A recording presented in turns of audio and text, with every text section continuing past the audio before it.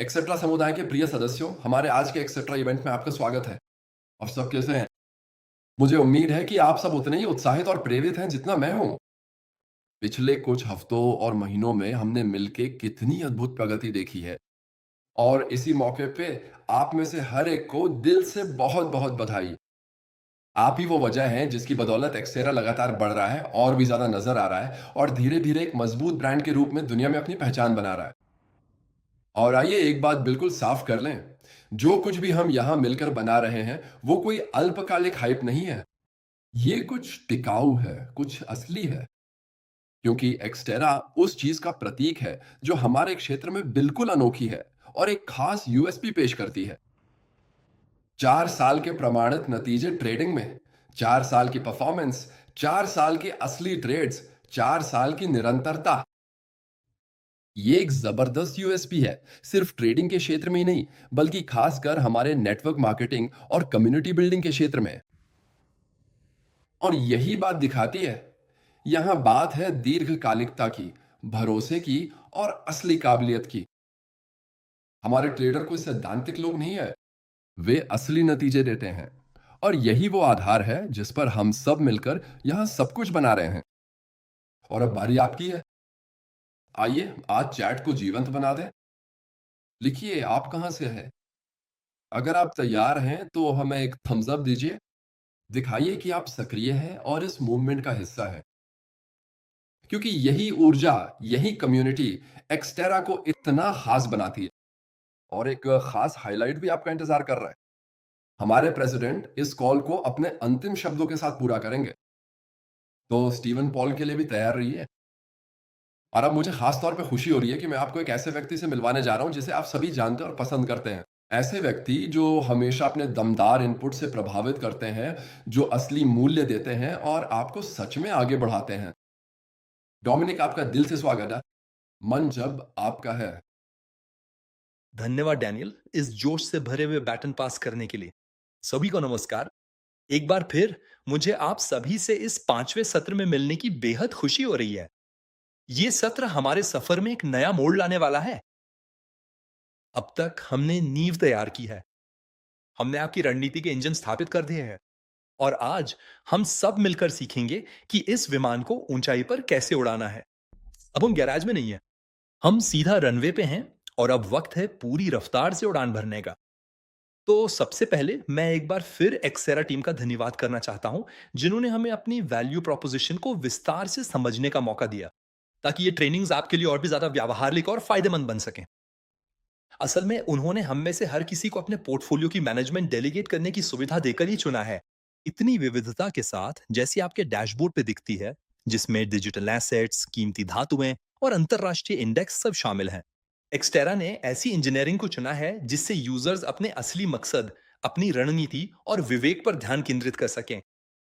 अगर आप आज अपना डैशबोर्ड देखें, तो आपको बीपीसी, ईथ, एक्सेओ, नैस्डैक, एसपीएक्स जैसे नाम दिखाई देंगे। तो किसी नए व्यक्ति के लिए ये लिस्ट थोड़ी डरावनी लग सकती है, लेकिन आपके लिए, जिन्होंने अपनी वित्तीय जिम्मेदारी खुद संभालने का फैसला किया है, ये नेविगेशन के ऐसे उपकरण हैं जो आपका भविष्य तय करेंगे। और इस सेशन का मकसद है आपको अपनी दिशा पर पूरी पकड़ देना। हम नहीं चाहते कि आप ऐसे निष्क्रिय यात्री बने जो बाजार की हल्की सी हलचल पर भी कांपने लगे। हम चाहते हैं कि आप वही कप्तान बने जो जब भी किसी अशांत क्षेत्र से गुजरता है, तो अपने उपकरणों को शांतिपूर्वक देखता है, क्योंकि वो उड़ान की गतिशीलता को समझता है। डैनियल ने इसे जोर देकर याद दिलाया है, आपका अंतिम मिशन है अपनी वित्तीय शांति को मजबूत नींव के साथ बनाना। एक ऐसा पूंजी जो आपके लिए, आपके बच्चों के लिए और आने वाली पीढ़ियों के लिए काम करेगी और हमेशा मौजूद रहेगी। इस लक्ष्य को पाने के लिए आज हम मिलकर 4 बुनियादी चरणों से गुजरेंगे, जो आपकी सोच को बदल देंगे। सबसे पहले, पहली कुंजी, हम समझेंगे कि आपके पोर्टफोलियो को एक साथ लंगर और पाल दोनों की जरूरत क्यों है। हम सोने और बिटकॉइन के बीच के महत्वपूर्ण संतुलन को समझेंगे, ताकि आप आखिरकार जान सकें कि क्यों स्थिरता प्रदर्शन के खिलाफ नहीं है। दूसरी कुंजी, हम सीखेंगे कि दुनिया की नब्ज कैसे पढ़ी जाती है। हम देखेंगे कि कैसे नैस्डैक, एस&पी 500 और मुद्रा बाजार जैसे फॉरेक्स आपको दुनिया की सेहत के बारे में वास्तविक समय में बताते हैं। लक्ष्य बहुत सीधा है, अब खबरों का शिकार नहीं बनना है, बल्कि उन्हें समझना है। तीसरी कुंजी, हम एक जबरदस्त मनोवैज्ञानिक घटना के बारे में बात करेंगे, ऊंचाई का चक्कर। यही वो खास पल है जब आपके मुनाफे का स्तर बदल जाता है और आपकी भावनाएं आपके सबसे बड़े दुश्मन बन सकती हैं। हम देखेंगे कि जब आंकड़े आसमान छूने लगें तो दिमाग ठंडा कैसे रखा जाए। और फिर चौथी कुंजी, हम देखेंगे कैसे अपने मौजूदा कॉकपिट को एक असली किले में बदला जाए। और हाँ, डैनियल ने इस जिम्मेदारी पर जोर दिया था।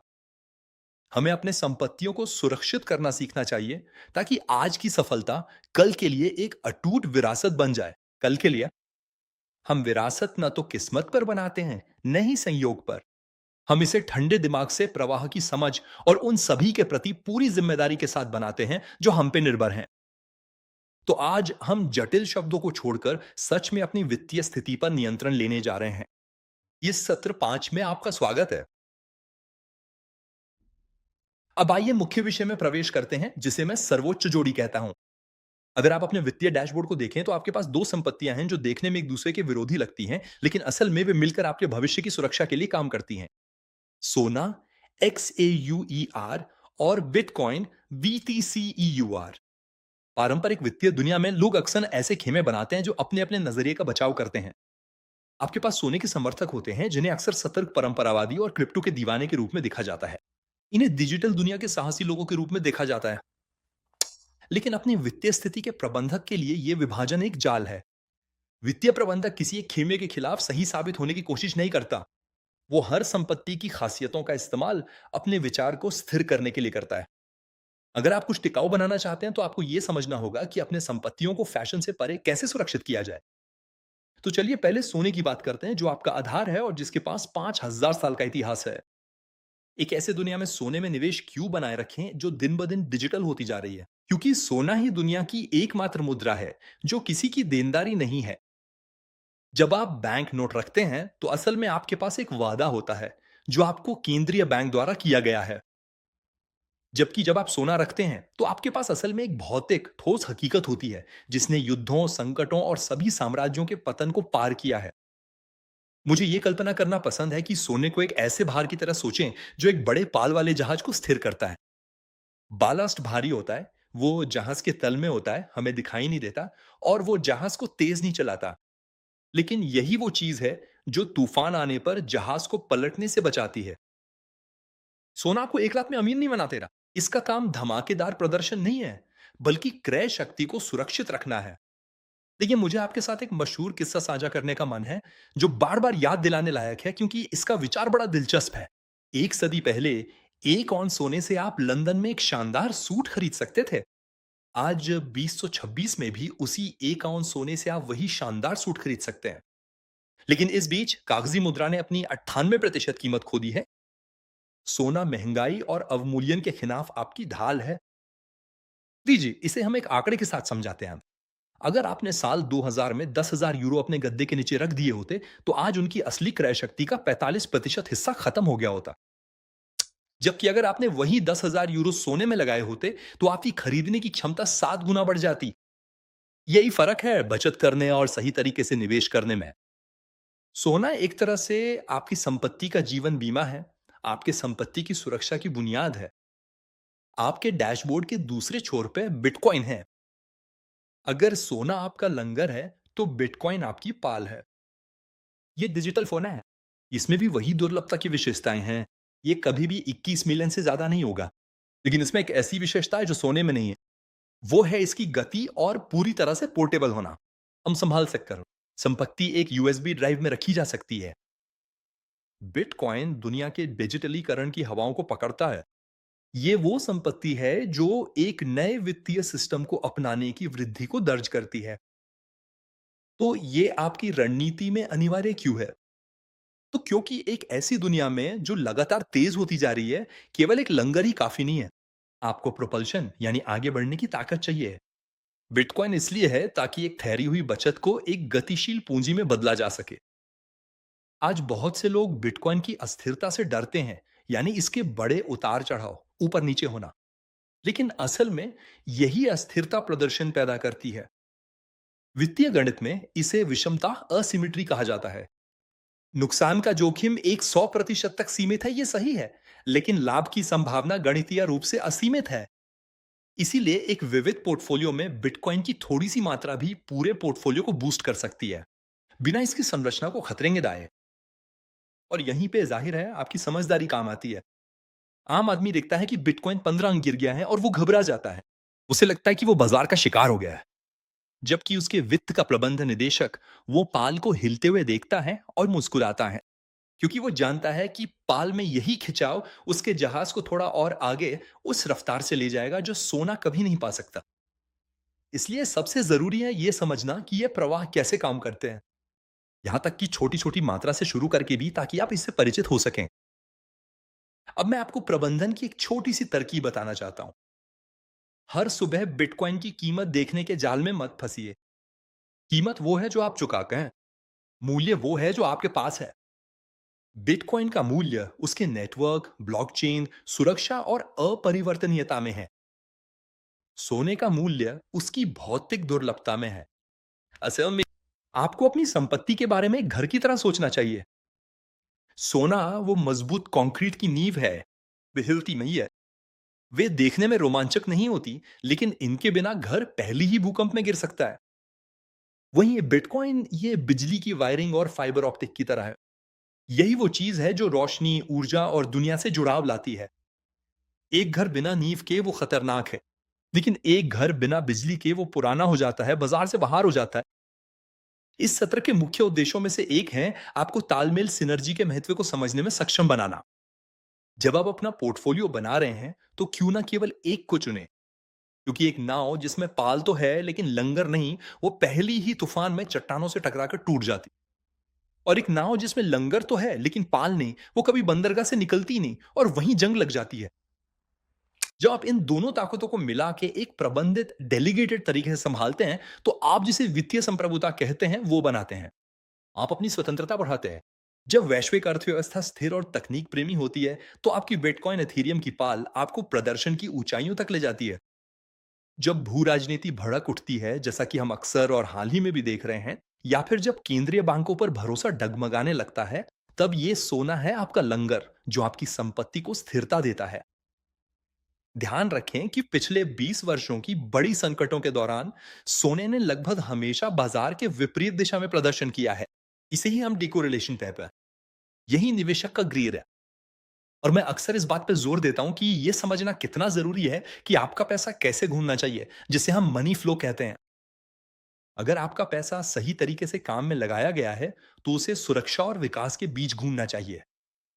इस रणनीति के उपयोगकर्ता के रूप में आपकी भूमिका इस प्रक्रिया को स्वीकार करने की है, ताकि आप खेल में अपनी जगह बना सकें। इस पहली कुंजी के निष्कर्ष में मैं हमारे अपनों के प्रति हमारी जिम्मेदारी पर जोर देना चाहता हूं। विरासत देना सिर्फ पैसे की एक रकम देना नहीं है, बल्कि ये एक संतुलित वित्तीय प्रबंधन का उपकरण देना है। कल्पना कीजिए कि आप अपने बच्चों को एक जीपीएस दे रहे हैं, जिसकी मंजिल है वित्तीय स्वतंत्रता। यहीं आप उन्हें सिखाते हैं कि संपत्ति किसी अज्ञात क्रिप्टो में अचानक किस्मत से नहीं आती। ये एक ऐसी संरचना से आती है जो संकटों का सामना कर सके और तकनीकी क्रांतियों का लाभ उठा सके। आपका सुनहरा नियम बिना किसी शब्दों के खेल के ये होना चाहिए कि अब ये जानने की कोशिश ना करें कि बिटकॉइन सोने से बेहतर है या नहीं। इसके बजाय खुद से पूछें कि क्या आपका कॉकपिट, आपका वित्तीय नियंत्रण उपकरण दोनों का लाभ उठाने में सक्षम है। एक शब्द में कहें तो संतुलन बनाना ही लक्ष्य है। अगर आपको तनाव महसूस हो रहा है, तो इसका मतलब है कि आपका लंगर बहुत हल्का है। अगर आपको लगता है कि आपका पूंजी स्थिर है, तो इसका मतलब है कि आपकी पाल अभी भी अपने थैले में ही पड़ी है। यही वो चीज है जो आपको हालात के शिकार की भूमिका से बाहर निकालकर अपने भाग्य का पायलट बनने की ताकत देती है। आपका लक्ष्य यही है कि अब यूरो या डॉलर की कीमतों के उतार चढ़ाव को झेलना ना पड़े, बल्कि ऐसे संपत्तियों के मालिक बने जिनके अपने नियम हों और उन्हें आपस में समन्वित करके उनकी संयुक्त ताकत का लाभ उठाएं।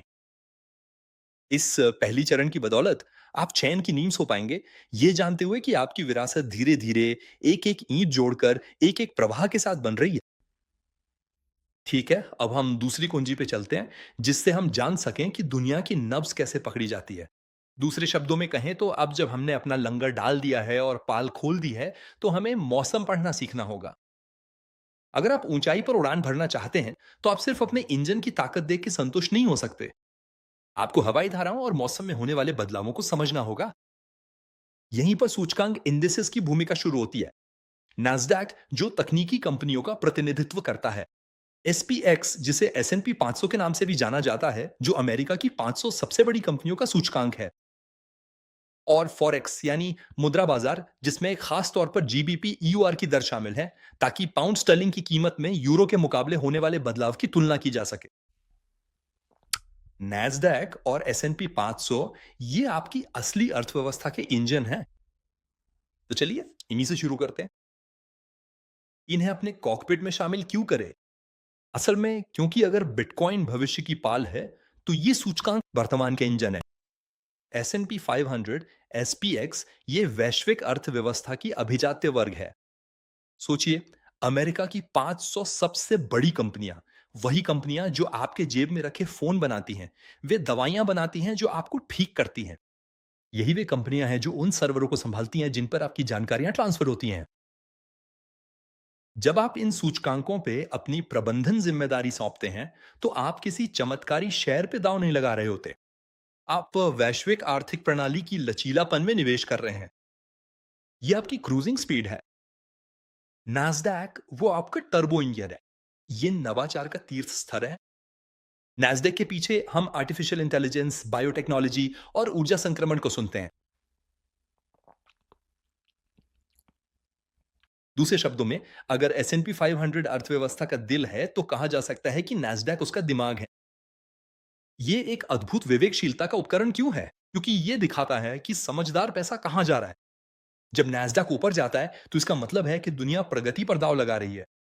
जब ये थम जाता है, तो अक्सर ये संकेत होता है कि निवेशक सुरक्षा के लिए सोने या पारंपरिक बचत की ओर रुख कर रहे हैं। और सुनिए, क्या आप एक टिप चाहते हैं जिससे आप जान सके कि आपके सामने किस तरह के लोग हैं? जब आप अपने आसपास वित्त की बात करते हैं, तो याद रखें कि ज्यादातर समय शौकिया व्यक्ति वही होता है जो किसी एक लोकप्रिय शेयर जैसे एनवीडिया या टेस्ला पे दांव लगाता है, इस उम्मीद में कि उसे बड़ी रकम मिल जाएगी। ठीक वैसे ही जैसे कोई लॉटरी जीतने की उम्मीद करता है। जबकि जानकार यानी जो अपनी वित्तीय स्थिति को अच्छी तरह संभालता है, वो आमतौर पर किसी वैश्विक सूचकांक पर दांव लगाता है। क्यों? क्योंकि कोई भी सूचकांक कभी शून्य पर नहीं गिरता। अगर किसी सूचकांक में शामिल कोई कंपनी गिर जाती है, तो उसे अपने आप ही किसी और बेहतर प्रदर्शन करने वाली कंपनी से बदल दिया जाता है। यह संपत्तियों की सुरक्षा का एकदम सही उदाहरण है। अपने पूंजी की रक्षा के लिए सामूहिक शक्ति का उपयोग करना, जिसे हम म्यूचुअलाइजेशन या विविधीकरण कहते हैं, ये वही कहानी है कि अपने सारे अंडे कभी भी एक ही टोकरी में नहीं रखने चाहिए।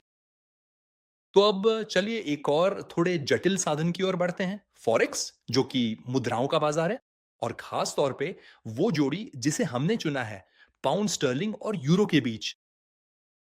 आखिर क्यों खास तौर पर पाउंड स्टर्लिंग बनाम यूरो में दिलचस्पी लें? क्योंकि मुद्राएं किसी भी देश की सेहत का थर्मोमीटर होती हैं। फॉरेक्स ये दुनिया का सबसे बड़ा और सबसे तरल बाजार है। यहीं पर एक तरह की सच्चाई बिना किसी फिल्टर के सामने आती है।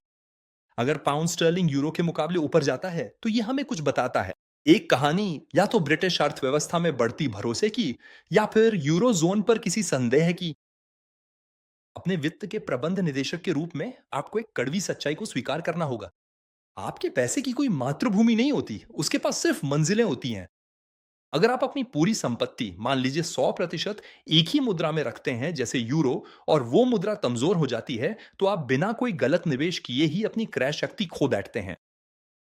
इसे ही एक तरह से अदृश्य पलायन कहा जाता है। फॉरेक्स को समझना उसी मुद्रा प्रवाह को समझना है जिसके बारे में मैंने अभी थोड़ी देर पहले बात की थी। ऐसा एक तरल पदार्थ की तरह व्यवहार करता है, वो वहीं जाता है जहां उसके साथ सबसे अच्छा व्यवहार होता है, जहां असली विकास है और जहां ब्याज दरें आकर्षक हैं। इस प्रबंधन को सौंपकर आप ये सुनिश्चित करते हैं कि आपका पैसा ताकतवर क्षेत्रों की ओर जाए, न कि कमजोर क्षेत्रों में ठहर जाए। तो अब जब इन सभी बारीकियों पे रोशनी पड़ गई है, कल्पना कीजिए कि ये संपत्तियां आपकी स्टेशन के सेंसर हैं।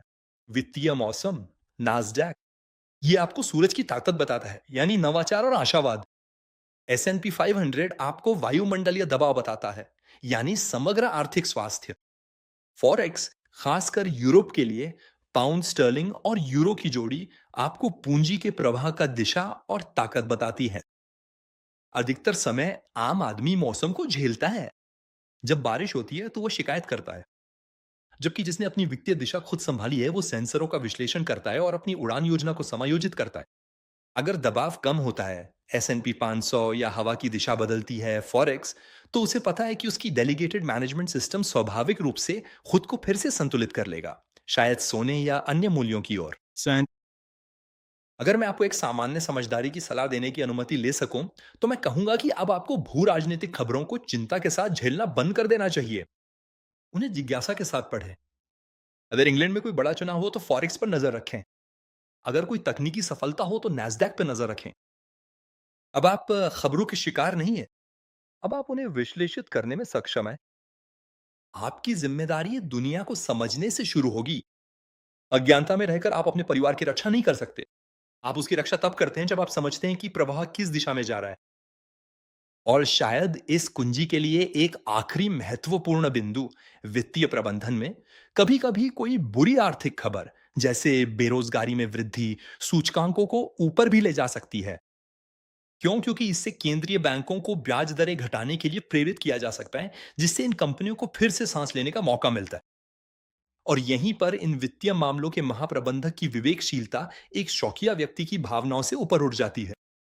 इन तंत्रों को समझकर हम सतही ढंग से प्रतिक्रिया देना बंद कर देते हैं।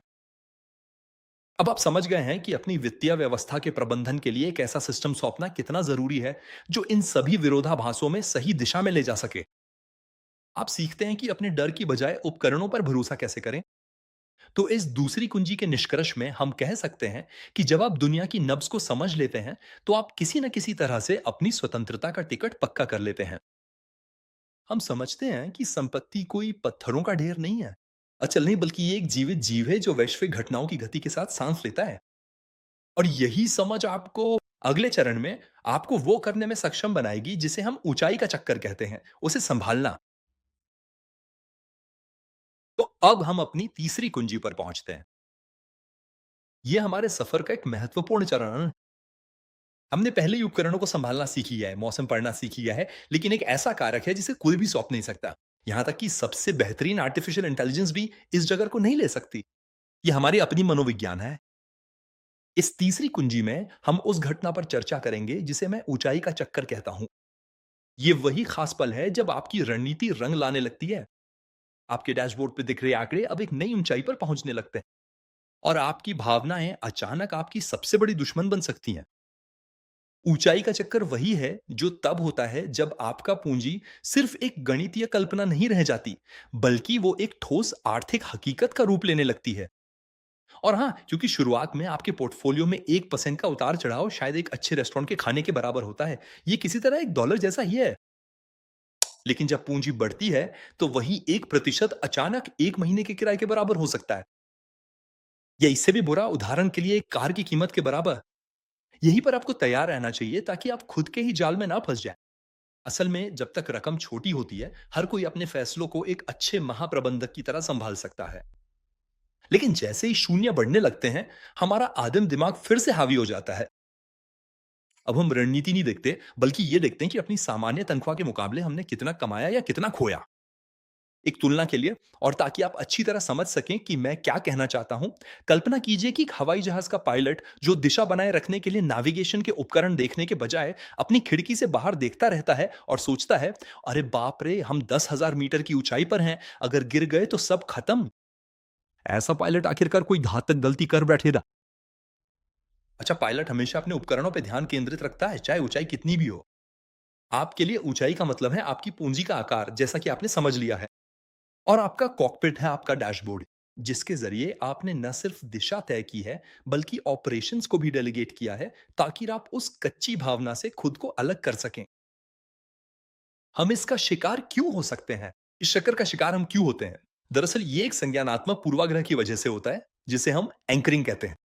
हम सभी अपने वर्तमान आय स्तर से जुड़े हुए हैं। स्थिति को समझाने के लिए अगर हम कट्टरपंथी नजरिए से देखें, तो मान लीजिए कोई व्यक्ति हर महीने 3,000 यूरो कमाता है, तो उसका दिन एक ही दिन के ट्रेडिंग में अपने पूंजी में 5,000 यूरो का उतार चढ़ाव देखना स्वीकार करना उसके लिए मुश्किल होगा। और यहीं पर महाप्रबंधक की सूझबूझ काम आती है।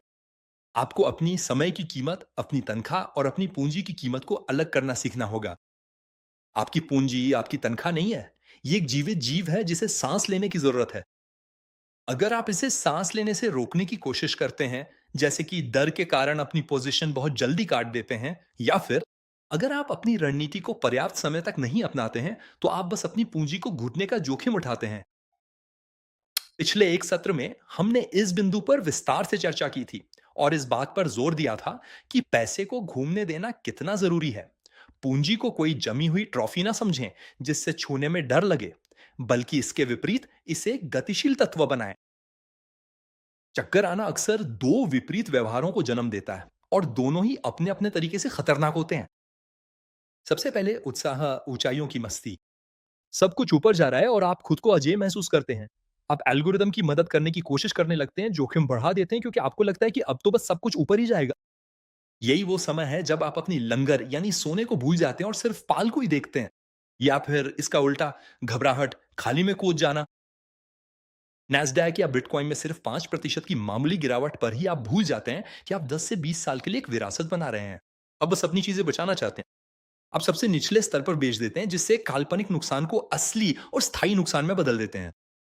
ये समझने में आपकी मदद करने के लिए कि बाजारों में विजेताओं और हारने वालों में क्या फर्क है, आपको बस आंकड़ों को देखना है। और खासकर वो मजेदार किस्सा जो दिखाता है कि 20 साल में अच्छा प्रदर्शन करने वाले पोर्टफोलियो अक्सर उन लोगों के होते हैं जो अपना एक्सेस कोड भूल गए थे।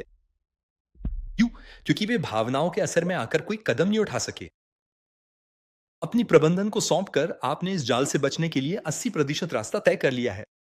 लेकिन बाकी के 20% आपकी एक क्षमता है कि जब विमान झटकों वाले क्षेत्र से गुजर रहा हो, तब आप नियंत्रण को ना छुएं। इस चक्कर को काबू करने के लिए मैं आपको एक मानसिक तरकीब सुझाता हूं। यह है चेहरे के संकेतक का अभ्यास। ये मजेदार होगा। देखिए, ये कुछ वैसा ही है जैसे आप अपने चेहरे से अपना आईफोन अनलॉक करना चाहते हैं। आपको बस अपने आंकड़ों को देखना है। अगर आप मुस्कुरा रहे हैं जब आंकड़े ऊपर जा रहे हैं, और जब आंकड़े नीचे आते हो तो आपके चेहरे पे थोड़ी-सी चिंता या घबराहट आ जाती है, जैसे पेट में कोई गांठ सी बन जाती है, तो इसका मतलब है कि आप अभी पूरी तरह से अपनी वित्तीय स्थिति के नियंत्रण में एक प्रबंध निदेशक बनने के लिए तैयार नहीं हैं। आप एक यात्री हैं जो बस उम्मीद करता है और परिस्थितियों को झेलता है। वहीं प्रबंध निदेशक को तटस्थता का लक्ष्य रखना चाहिए। उसकी संतुष्टि आज के आंकड़े से नहीं आती। वो इस बात से आती है कि उसकी रणनीति का पालन किया जा रहा है। और अगर मुझे इसे दूसरे तरीके से टिप्स के रूप में कहना हो, तो मैं कहूंगा कि वित्त में सफलता अक्सर उबाऊ होती है। और ये बिल्कुल ठीक है। अगर आपको रोमांच चाहिए तो कैसीनो जाइए। अगर आप अपने बच्चों के लिए संपत्ति बनाना चाहते हैं, तो उस रणनीति की ऊब को स्वीकार करें जो आपके सोते समय भी आपके लिए काम करती है। मुझे वास्तव में लगता है कि हम सब इस बात से सहमत होंगे कि आखिरकार लक्ष्य यही है, एक रणनीति और विशेषज्ञ साझेदारियों के जरिए भविष्य को सुरक्षित करना। इस लिहाज से सुरक्षा, ये सच है कि ये शायद ही कभी रोमांचक होती है, लेकिन यही वो चीज है जो आपको रात में बेहतर नींद लेने देती है। और इस मुख्य बिंदु पर समाप्त करते हुए मैं एक महत्वपूर्ण बात स्पष्ट करना चाहता हूं, जो मेरे दिल के बहुत करीब है। अपने करीबियों के प्रति जिम्मेदारी की भावना। जैसे जैसे आपकी पूंजी बढ़ती है, आपकी जिम्मेदारी भी उतनी ही बढ़ती जाती है। चक्कर आना ये भी उस डर से जुड़ा है कि कहीं आप उन लोगों को निराश न कर दें जो आपके लिए मायने रखते हैं। लेकिन याद रखिए, आप अपनी फैमिली की सुरक्षा सिर्फ ग्राफ्स पर नजर रखकर नहीं कर सकते। 24वां अंत पे, आप अपनी फैमिली की सुरक्षा तब करेंगे जब आप विशेषज्ञों की मदद से बनाए गए अपने उड़ान योजनाओं और नियमित चेक पॉइंट्स के प्रति वफादार रहेंगे। इन्हें आपको स्थापित करना होगा। सच्ची जिम्मेदारी का मतलब है कि कुछ भी किस्मत के भरोसे ना छोड़ना। उन क्षेत्रों की पहचान करना जहां आपको अपनी व्यक्तिगत समझ को मजबूत करना है, और सही टूल्स, पार्टनर्स और रणनीतियां चुनना, ताकि आप व्यक्तिगत फैसले ले सकें और जैसे जैसे आपका अनुभव बढ़े, अपने विवेक और निर्णय लेने की क्षमता को बेहतर बना सकें। जिम्मेदार होना मतलब अपनी ताकत और कमजोरियों को समझना, ताकि आप आगे बढ़ सकें, कदम दर कदम, और हमेशा अपनी स्थिति के अनुसार एक उपयुक्त तरीका चुनना। जैसे कोई अपनी साइज के हिसाब से सूट चुनता है, समय के साथ श्रेणी बदलने का मौका हमेशा रहेगा। एक विरासत बनाना मतलब ये स्वीकार करना है कि रास्ता सीधा नहीं होता। ये समझना है कि हर बाजार की गिरावट एक जरूरी सांस है जिससे आप और ऊंचा उठ सकते हैं। कुछ वैसे ही जैसे हम ढलान पर रफ्तार पकड़ते हैं ताकि अगली बार और ऊंचा पहुंच सके। अगर आप ये चक्कर महसूस करते हैं और उसे शांत रहकर संभालना सीख जाते हैं, तो ये अच्छा संकेत है। इसका मतलब है कि आप अपनी वित्तीय स्थिति का स्तर बदल रहे हैं। ये एक विकास की पीड़ा है, कुछ वैसे ही जैसे जब आप खेलना शुरू करते हैं तो शरीर में जकड़न होती है। इस चरण को समाप्त करने के लिए मैं चाहूंगा कि आप याद रखें कि आपके उपकरण नैस्डैक, बिटकॉइन, सोना अपना काम कर रहे हैं। एक्सटेरा जैसे साझेदार जिन्हें आपने चुना है, वे भी अपना काम कर रहे हैं और आपका काम है परिभाषित करना और उसे सही दिशा में लगाना। आप उस इंसान को कैसे संभालेंगे जिसे आप अपने कंप्यूटर स्क्रीन में देख रहे हैं, यानी खुद को। अपनी भावनाओं को, अपनी पायलटिंग करियर को बर्बाद मत करने दें। खुद को तैयार करें कि आप बड़े आंकड़ों को भी उतनी ही ठंडे दिमाग से देखिए जैसे छोटे आंकड़ों को देखते हैं। यही वो चरित्र की ताकत है जो उन लोगों को अलग करती है जो बस एक बार मौका मारते हैं और जो लोग एक साम्राज्य खड़ा करते हैं। तो अब जब हम मानसिक रूप से स्थिर हो गए हैं, तो हम आखिरी चरण पे जा सकते हैं। कैसे इस कॉकपिट को एक असली किले में बदलें ताकि इस सफलता को टिकाऊ बनाया जा सके। हम यहाँ पहुंच गए। अब आप अपने उपकरणों पर पूरी तरह नियंत्रण रखते हैं और वैश्विक मौसम को पढ़ना जानते हैं। आपने ऊंचाई के उस मशहूर डर को काबू करना भी सीख लिया है। लेकिन एक महाप्रबंधक सिर्फ अपने विमान को उड़ाने से संतुष्ट नहीं होता। उसे यह सुनिश्चित करना होता है कि जो संपत्ति वो ले जा रहा है वो सही सलामत मंजिल तक पहुंचे, और सबसे बढ़कर यह भी कि वे आने वाले दशकों तक वहीं बनी रहें। इस चौथी कुंजी में, इस आखिरी कुंजी में, हम देखेंगे कि अपने मौजूदा कॉकपिट को असली विरासत के किले में कैसे बदलें। क्योंकि ये जितनी बार भी कहा जाए कम है। एक विरासत बनाना सबसे पहले अपनी संपत्तियों को लंबे समय तक सुरक्षित रखना जानना है। जो प्लेटफॉर्म हम इस्तेमाल करते हैं वो एक रणनीति को टिकाऊ रूप से आगे बढ़ाने के लिए है। एक अटूट किले का पहला रहस्य यह है कि आपको समझना होगा कि आपकी पूंजी जमी हुई झील नहीं होनी चाहिए। असल में ये एक गतिशील नदी होनी चाहिए। हमने अपनी पिछली सत्रों में पहले ही संचार पात्र के सिद्धांत के बारे में बात की थी। असल में एक किला बनाने के लिए आपको अपनी प्रदर्शन इंजन से उत्पन्न मुनाफे का इस्तेमाल करना चाहिए, जैसे कि बिटकॉइन, नैस्डैक या सोने पर डेलीगेटेड ट्रेडिंग, ताकि आप अपने जीवन के अन्य क्षेत्रों को भी सींच सकें। कृषि क्षेत्र से तुलना कहें तो आपको बस इतना कल्पना करना है कि आपका ट्रेडिंग खाता उदाहरण के लिए एक अत्यंत कुशल बांध है। अगर आप सारा पानी बांध में ही रोक कर रखते हैं, तो या तो वो पानी ठहर जाएगा या फिर दबाव इतना बढ़ जाएगा कि आपके भावनात्मक संतुलन के टूटने का खतरा रहेगा, यानी वही घबराहट जिसकी हमने अभी बात की थी। वो प्रबंधक जो अपनी रणनीति पर नियंत्रण और जिम्मेदारी रखता है, इस पानी का इस्तेमाल अपनी सारी जमीनों को सींचने के लिए करेगा। ये एक निर्णायक आदत है। आप उदाहरण के लिए प्रदर्शन के अंश निकालने का नियम लागू कर सकते हैं। हर तिमाही में या जैसे ही कोई लक्ष्य पूरा हो जाए, अपने लाभ का एक हिस्सा निकालें और उसे वास्तविक अर्थव्यवस्था में लगाएं। चाहे वो किसी कर्ज को चुकाने के लिए हो, रियल एस्टेट में निवेश करने के लिए, या बस अपनी परिवार की सुरक्षा के लिए पारंपरिक पूंजीकरण अनुबंधों में लगाने के लिए हो। ये आपके लाभ को सुरक्षित और अधिक सामान्य संपत्तियों में बदलने का एक अच्छा तरीका है। दूसरे शब्दों में कहें तो ये आज की तकनीकी ताकत का इस्तेमाल करके कल की नींव तैयार करने का तरीका है। कई बार साधारण समझदारी के नियमों पे लौटने में हिचकिचाना नहीं चाहिए। उदाहरण के लिए, एरोनॉटिक्स में कभी भी केवल एक हाइड्रोलिक सिस्टम के साथ नहीं जाते। इसे ही रिडंडेंसी कहा जाता है। अगर एक सिस्टम फेल हो जाए तो सिस्टम भी उसकी जगह ले लेता है। आपकी संपत्ति प्रबंधन प्रणाली में भी यही बात लागू होती है। रिडंडेंसी यानी आपकी ये क्षमता कि आप किसी एक ही विफलता बिंदु पर निर्भर ना रहें। और कभी-कभी ये हमारी सामान्य सोच के खिलाफ होता है। उदाहरण के लिए, हम सोचते हैं कि विविधता का मतलब है बहुत सारे अलग-अलग संपत्तियां रखना। असल में ये सही भी है, लेकिन असली सुरक्षा तो तब है जब आपकी संपत्तियां एक ही जगह पे ना रखी हों या एक जैसी कानूनी व्यवस्थाओं के अधीन ना हों। विवेकशीलता ये समझने में है कि डिजिटल संपत्तियों के प्रदर्शन की बदौलत मैं अपनी भौतिक संपत्तियों की रिडंडेंसी के रास्ते खोल सकता हूं। व्यवहारिक रूप से इसका मतलब है कि घर पे थोड़ा सा भौतिक सोना रखना, कई संस्थानों में खाते होना या किराए की अचल संपत्ति रखना। जो व्यक्ति अपनी 100% संपत्ति केवल एक ही साधन में लगाए हुए है, चाहे वो कितना भी शानदार क्यों ना हो, वो अपनी वित्तीय स्थिति का प्रबंधक नहीं है। वो अब भी एक जुआरी है जिसे अब तक किस्मत ने साथ दिया है। वास्तविक प्रबंधक अपनी ताकतों को विभाजित करेगा ताकि वो अजय बन सके। तो इस सत्र की शुरुआत से ही मैं अक्सर हमारे करीबी लोगों की बात कर रहा हूं, हमारे उनके प्रति जिम्मेदारी की और किसी न किसी रूप में हमारी विरासत की। लेकिन ध्यान रहे, इसमें एक खतरनाक जाल है। किसी ऐसे वारिस को बड़ी पूंजी देना जिसे वित्तीय शिक्षा नहीं मिली है, कुछ वैसा ही है जैसे किसी को जिसने कभी ड्रोन तक नहीं उड़ाया, बोइंग 747 की कमान सौंप देना। असल में सांख्यिकीय रूप से यह दुर्घटना की ओर सबसे छोटा रास्ता है। आपका असली किला वो रकम नहीं है जो आप वसीयत में छोड़ेंगे।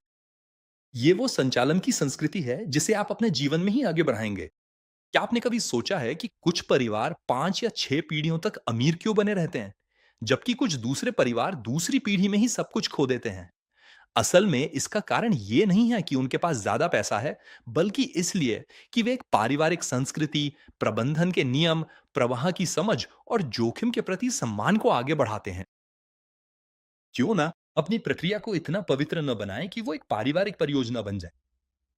अपने बच्चों से अपनी स्क्रीन न छुपाए, उन्हें अपना डैशबोर्ड दिखाएं, उन्हें सरल शब्दों में समझाएं, उन्हें बताएं कि पापा या मम्मी के पास सोने में एक लंगर क्यों है या बिटकॉइन में एक पाल क्यों है। उन्हें सिखाएं कि पैसा आजादी का एक साधन है, उपभोग का नहीं। ऐसा करके आप उनके अंदर एक असली निर्णय लेने का सॉफ्टवेयर स्थापित कर रहे हैं, उनकी अपनी जिंदगी के लिए एक असली ऑपरेटिंग सिस्टम। यही है असली विरासत। अंतिम उदाहरण द्वारा शिक्षा देना, वो जो ना तो टैक्स किया जा सकता है ना ही चुराया जा सकता है। तो संक्षेप में इस कुंजी से कहें कि अपनी सफलता को स्थायी बनाने के लिए आपको भावनात्मक स्तर से बाहर निकलकर लेखांकन के स्तर में प्रवेश करना होगा। इन वित्तीय मामलों के महाप्रबंधक ऑडिट करते हैं। मैं आपको सुझाव देता हूं कि आप अपनी खुद की वित्तीय स्वतंत्रता का ऑडिट करें। हर 2 या 3 महीने में अपने आप से ये 3 बुनियादी सवाल पूछें। क्या मेरी संरचना लचीली है? दूसरे शब्दों में, अगर मेरा मुख्य साधन कल सुबह उपलब्ध नहीं रहता, तो क्या मेरा परिवार 6 से 9 महीने तक चल सकता है? यही है आपके केले का शून्य स्तर। अत्यंत आवश्यक। दूसरा सवाल, क्या मैंने वर्चुअल को वास्तविक में बदल दिया है? क्या मेरे मुनाफे स्क्रीन से बाहर निकलने के लिए तैयार हैं, ताकि वे निर्माणाधीन अन्य संपत्तियों में लग सकें? क्या ये सब कुछ आसानी से घूम रहा है, पुनर्चक्रित हो रहा है, ताकि मेरी संपत्तियां स्थिर और बढ़ सकें? अगर जवाब नहीं है, तो आप सिर्फ वीडियो गेम का स्कोर बना रहे हैं। आप अपनी वित्तीय स्थिति को विकसित नहीं कर रहे हैं। तीसरा सवाल, क्या मेरी विवेकशीलता का स्तर बढ़ा है? क्या मैं 2 महीने पहले की तुलना में अब चीजों को बेहतर समझता हूं? मेरे सामने जो वित्तीय विकल्प हैं, क्या मैं उनके चयन, प्रतिनिधिकरण और अपने वित्तीय साझेदारों के साथ नियंत्रण बिंदुओं को व्यवस्थित करने में सहज हूं? इस तरह से सही सवाल पूछना आपको सही दिशा में बनाए रखने और सही समय पर चीजों को फिर से व्यवस्थित करने में मदद करेगा। 70% संपन्न परिवार अपनी संपत्ति दूसरी पीढ़ी में खो देते हैं। तीसरी पीढ़ी में यह आंकड़ा 90% हो जाता है। क्यों?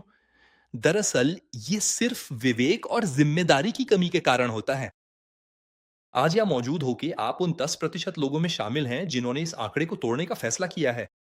इस चौथी कुंजी में महारत हासिल करके आप अपनी स्थिति बदल रहे हैं। अब आप सिर्फ वो पायलट नहीं है जो रोजाना अपनी उड़ान को संभालता है। आप अपने रोजगार के वास्तुकार बन जाते हैं। आप समझते हैं कि हर वित्तीय प्रवाह, हर ट्रेड जिसे आपने सौंपा है, हर आउंस सोना, हर मुद्रा, ये सब आपके किले की एक-एक ईंट है।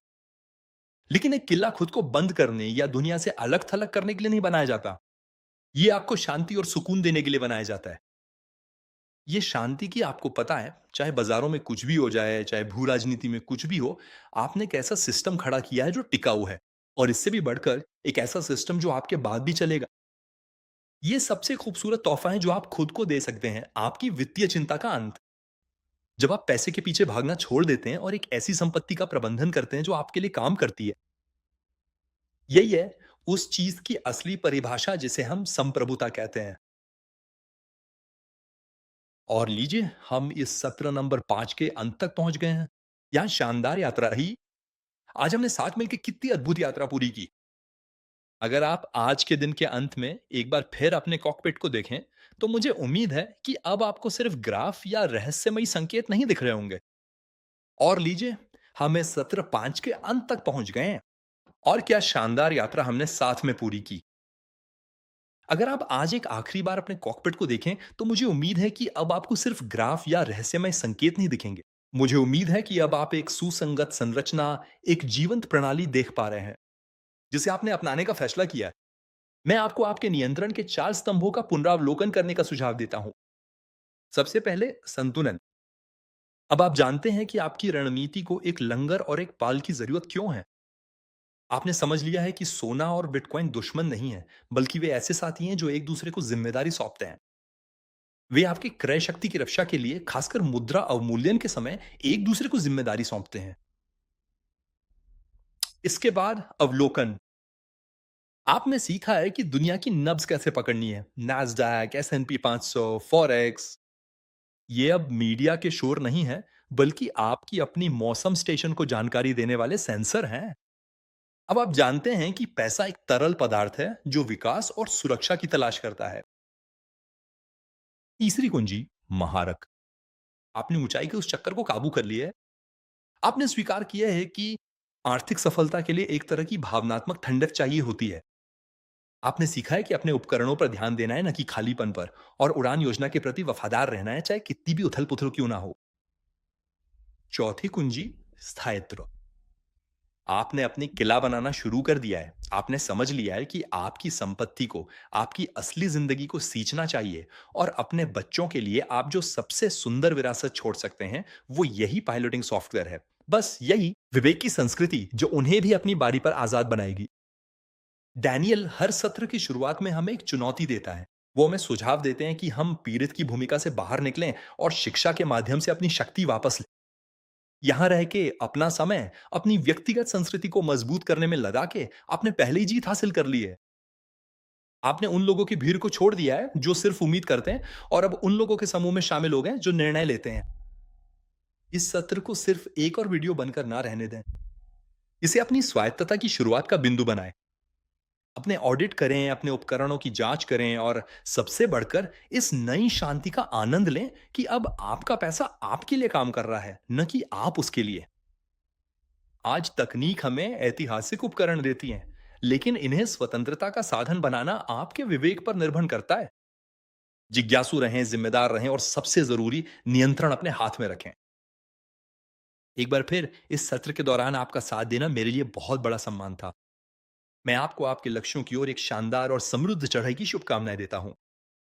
और स्टेफान, मैं तुम्हें अंतिम शब्द देता हूं ताकि तुम हमेशा की तरह इस नए एपिसोड का शानदार समापन कर सको। सभी का धन्यवाद और शुभ यात्रा।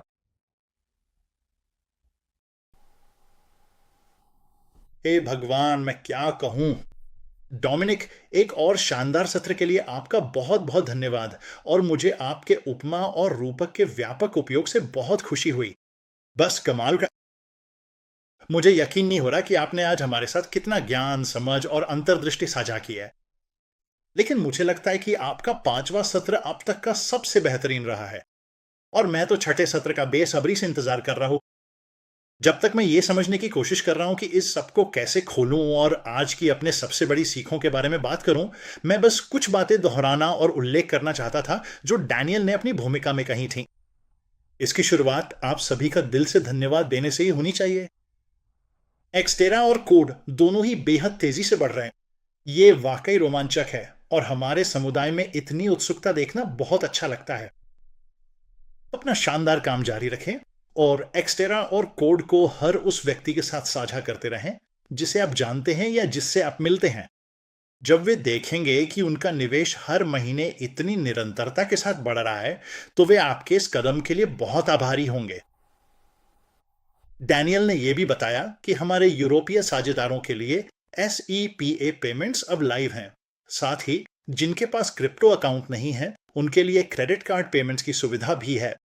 मकसद यही है कि हर किसी के लिए एक्सटेरा के शेयर खरीदना जितना आसान हो सके उतना आसान बनाया जाए। एक बार फिर से धन्यवाद। हम आप में से हर एक की सच में सराहना करते हैं। तो मुझे पता है कि आप आज की मेरी सबसे बड़ी सीख का इंतजार कर रहे हैं, और वो है 4 स्तंभ: संतुलन, अवलोकन, महारत और स्थिरता। सबसे पहले संतुलन। मुझे एंकर और सेल की उपमा बहुत पसंद आई, और ये समझ भी कि सोना और बिटकॉइन दोनों साथी हैं जो मुद्रा अवमूल्यन के खिलाफ आपकी क्रय शक्ति की रक्षा करते हैं। दूसरे, हमारे पास है अवलोकन, और एक और शानदार उपमा, धरती की नब्ज को महसूस करना। मुझे यह सोचकर अच्छा लगता है कि नैस्डैक, S&P 500 और फॉरेक्स ऐसे सेंसर हैं जो आपकी अपनी वेदर स्टेशन को डेटा भेज रहे हैं। तीसरा है महारक। ये उपमा है ऊंचाई पर चक्कर आना, और हम इसे कैसे काबू में करते हैं। ये भावनात्मक ठंडक बनाए रखने और उथल पुथल के बावजूद अपनी उड़ान योजना पर टिके रहने के बारे में है। और अंत में हमारे पास है स्थिरता, अपना किला डिजाइन करना। ये खुद को आजाद करने के बारे में है। ये उस धन के बारे में है जो असली जिंदगी को सींचता है, और ये उस सबसे बड़ी विरासत के बारे में है जो आप अपने बच्चों को दे सकते हैं, उन्हें भी आजाद करना। मैंने पहले भी ये कहा है और मुझे यकीन है कि मैं फिर कहूंगा, लेकिन मेरा मानना है कि हम बहुत बहुत भाग्यशाली हैं कि हमारे पास एक्सटेरा प्लेटफॉर्म है जो हमारे पैसों का ध्यान रखता है। जितना मंत्रमुग्ध मैं डोमिनिक और हमारे अन्य शिक्षकों को सुनते हुए होता हूं, मैं कल्पना भी नहीं कर सकता कि कभी उनके ज्ञान, कौशल और विशेषज्ञता के स्तर तक पहुंचने का समय मेरे पास होगा। मुझे उन्हें सुनना और ये जानना बहुत अच्छा लगता है कि ये सब कैसे काम करता है। लेकिन जैसे जैसे मैं उनकी अद्भुत जानकारी, कौशल और विशेषज्ञता के स्तर और उसमें लगाए गए समय को समझता हूं, वैसे वैसे मैं सच में सराहना करता हूं कि एक्स्ट्रा हमारे लिए क्या करता है। हर शिक्षा सत्र मुझे एक्स्टेरा के और शेयर खरीदने की याद दिलाता है, और इसी से मुझे याद आया, आप वाकई अगला एक्स्टेरा शिक्षा सत्र मिस नहीं करना चाहेंगे। अभी और यहीं अपनी कैलेंडर में तारीख नोट कर लें, क्योंकि मुझे यह घोषणा करते हुए खुशी हो रही है कि हमारा अगला शिक्षा सत्र रविवार 17 मई को शाम 4 बजे यूटे समय पर होगा। तो हमारे साथ जुड़िए जब हम और भी जानकारियां, और भी सूचनाएं और भी विशेषज्ञता साझा करेंगे, ऐसी विशेषज्ञता जो आपको अगले स्तर तक ले जाएगी। अब आज के शानदार सत्र के लिए डोमिनिक को अपनी प्रतिक्रिया देना न भूलें। वो पहले से ही आपकी राय सुनने के लिए उत्सुक है। अगर आपने अब तक नहीं किया है तो अपने कमेंट्स या कोई भी सवाल चैट में या इंस्टाग्राम पर डाल दें। और आज की कॉल के लिए बस इतना ही। अब मुझे सिर्फ डैनियल को एक और प्रेरणादायक परिचय के लिए धन्यवाद कहना है, और डोमिनिक को एक बार फिर उनके शानदार, सोचने पर मजबूर करने वाले और प्रेरणादायक सत्र के लिए धन्यवाद देना है। वो हमें लगातार याद दिलाते रहते हैं कि सफल निवेशकों और असफल निवेशकों के बीच असली फर्क क्या है। अंत में आप सभी का आपके समय, आपके ध्यान और सीखने के प्रति आपकी प्रतिबद्धता के लिए धन्यवाद। डैनियल, डोमिनिक, खुद मेरी ओर से और एक्सेट्रा की पूरी टीम की तरफ से मैं आपको निरंतर सफलता और एक शानदार दिन की शुभकामनाएं देता हूं। हम पहले से ही 17 मई को आपसे मिलने का इंतजार कर रहे हैं। फिलहाल के लिए अलविदा।